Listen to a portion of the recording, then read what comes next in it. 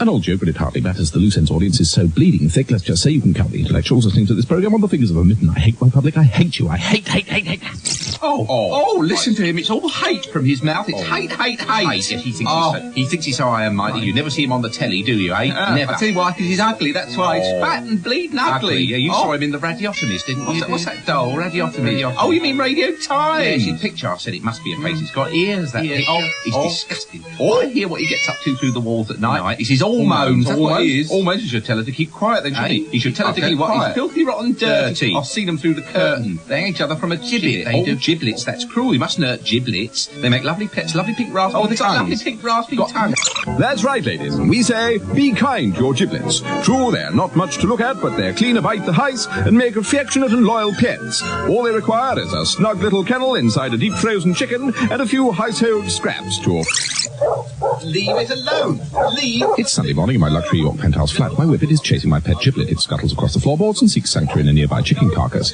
Meanwhile, Mrs. Tripley has gone on a diet. It's a seafood diet. She sees food, she eats it. Oh, Mrs. Tripley, you're disgusting. After a servant of diet lampreys with NutraSweet, Mrs. Tripley has become excessively petulant and aroused in a womanly way. Mrs. Tripley, have a look at the size of this. Look at it, look. I pull out my impressively long tape-wind. What do you think of that, then? Mrs. Tripley informs me it is not how long it is, but it is what you do with it. All right, stop the tape. Stop, This is a raid. I'm from the BBC Subliminal Department. Mr. Burt sent me, sir. He wants to know what's on your tape-wide. There was nothing of interest, officer, just him. Sermons by John Donne. Sermons by John Donne. Yeah. I'd like to hear one of your tape-wides, sir. Would you slow it down for me so I can hear it? Well, you can't slow them down. They can't be slowed. I don't care. Play it. All right. Buy the Loose Ends book. It is in your shop next week. £6.95. Buy the Loose Ends book. It is very funny indeed. Right, very funny. Get it off. Take it off. Right, go on. I've got no idea how that got there. Oh, you may not. That is subliminal advertising, sir. The message you're giving out on those tape wides is an open invitation to... Yeah, go on. Buy the Loose Ends. 3 inches of recording tape later, it's Sunday afternoon, and we're all suffering from a bad dose of Weltschmerz. The reason, Sunday broadcasting, which is about as interesting as Nelson Mandela's diary. The afternoon play is crap. We tune in later to Gardener's Question Time, which is not only scraping the bottom of the barrel, it has worn right through. Hello and welcome to Gardener's Question Time. My producer tells me that we've finally answered every possible query that can be on gardening. Oh. Any ideas on what to do, Stefan? Crap. Well, actually, I've always been rather keen on train spotting. Any tips on the train spotting front then? First of all, remember you should always wear a duffel coat and take some sandwiches. And, always wear flared trousers. Oh, my God. And that night's television is not much better. You've heard of the new youth programme Deaf? Thora Hird has had her own version for years. Pardon? I can't hear you. Pardon? My deaf head's feeding back. Eh? Yes, it is unavoidable. Sunday evening's programming creates mass Weltschmerz. Why should this be? Let me explain in sanitarian terms.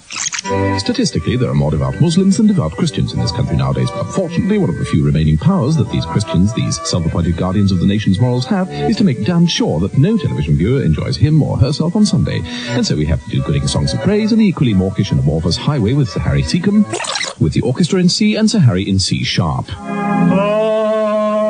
And straining so hard to hit the top note that you couldn't fit a tram ticket between the cheeks of his buttocks. And did thou sing In short, on Sunday, the human race is bombarded with endless messages telling us to love, respect, and deeply patronize our fellow men and women, especially the old, ill, and stupid ones, when in reality, let's admit it, there is no brotherly love in this world, and we despise our fellow men and women, especially the old, ill, and stupid ones, and want to do them down at every opportunity. Keep still. I'm going to pull apart your hind legs and I'm going to rip open your rib cage because it cheers me up. Quick as a flash, I don my hilarious Pol Pot wig on a string and reaching for my Khmer Rouge plastic bag perform all manner of torture upon my whippet. To you first, then I'll smash your head open. You see, all misery has a knock-on effect. The world takes it out on me, which is why I'm taking it out on my whippet. Guts. I can see the guts. Oh, no, it's disgusting. He's ripped his dog's ribs open. Oh, I can't bear to listen. I'm an animal lover myself. Oh, no, doll. I remember the judge said he bound you over to keep the police. Yes, he did. Well, since Fred died, I've had urges and Bob Martin tablets. Well, I tell you what, as far as pets goes, I've always had a few qualms. Oh, qualms. Oh, I wouldn't have qualms in the house. They mess all over the liner. They give you a nasty nip qualms, can. Great big hairy snout. Oh, hairy snouts. They've got great big hairy snouts. I hate them. In short, I've decided to form the Loose Ends Weltschmerz Society, whose aim is to promote misery and bring about retribution throughout the land. Here is our latest radio commercial. The Ends Weltschmerz Society invites you to spread a lot of misery throughout the land. Week by week, in 26 parts, our step-by-step guide will show you how to bring sorrow and grief to just about anybody in a random, no-nonsense sort of a way. Don't like London cabbies? Then try this pretending to be a surgeon routine. Shed will leave at this time of night, Governor. All right, I'll pay. Simply turn to your colleague, As far as I'm concerned, hanging's too good for him. as if in mid-conversation, I tell, and that Esther Ranson. and talk about this morning's hopeless cardiac victim, Sherry, never mind about bleeding. who exactly fits the description of the eavesdropping taxi driver. Anyway, I said to his wife, I said, he was asking for death, you see. He was brought in dead on arrival. He had a sedentary job, sat on his arse driving all day, overweight, about 45. I think he was a sort of a taxi driver or something. Had opinions on repatriation, very high blood pressure. Of course, he was a dead man before it... And there's plenty more tips where that came from. Week by week, we'll show you how to cut out a gun shape in tin foil, which will easily slide into a locked suitcase at Heathrow. Then stand back and watch as your victim walks through the X-ray machine at airport security and is immediately arrested. Listen, it's not my gun. It's not nothing to do with me. It's nothing.